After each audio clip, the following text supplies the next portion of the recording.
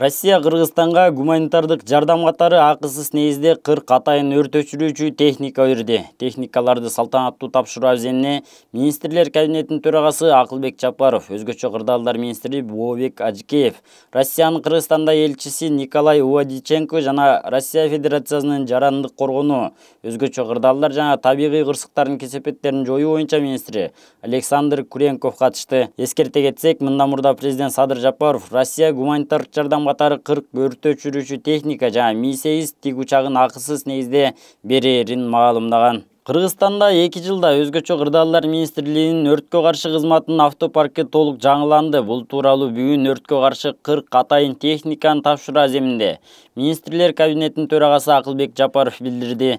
Өз сөзүндө Жапаров Россия тарапка ыраазычылык билдирип, бул атайын техникалар Кыргыз-Россия мамилелерин өнүктүрүүгө жана Кыргыз Республикасынын өзгөчө кырдаалдар министрлигинин техникалык базасын жана мүмкүнчүлүгүн чыңдоого белгилүү бир салым кошорун белгиледи. Өзгөчө белгилеп айтып кетейин, эгемендик алган жылдардан бери Кыргызстанда өрткө каршы кызматтын техникалык базасы биринчи жолу жаңыланды. 2 тигучак, 185 өрткө каршы техника жана 81 инженердик жүк ташуучу унаа сатып алынды.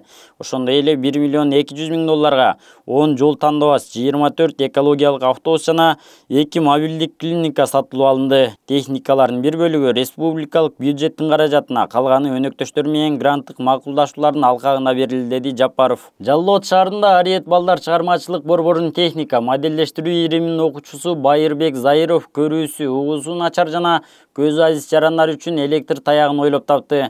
Мэриядан белгилешкендей, ал келечек жаратманы республикалык сынагы жана Алтын түйүн улуттук академиясы тарабынан уюштурулган креативдүү технологиялар кербени эл аралык фестивалында биринчи орунду ээлеген. Мындан сырткары, аталган борбордун окуучулары Орозбек Парпиев, Аделина Эрнистова, Казакстан улуттук ЮНЕСКО клубтар федерациясы тарабынан уюштурулган Жөөк жолу маданий мурас аттуу эл аралык сүрөт сынагына катышып, экинчи орунду багындырды. Жалал Абад мэринин орун басары Гүлбарчын Таштанбекова аталган борбордун эл аралык сынакта ийгилик жараткан окуучулар менен жолукту. Ал окуучуларды ийгиликтери менен куттуктап, борбордун жетекчисине жана окуучуларга мэрдин ыраазычылык баракчаларын тапшырды.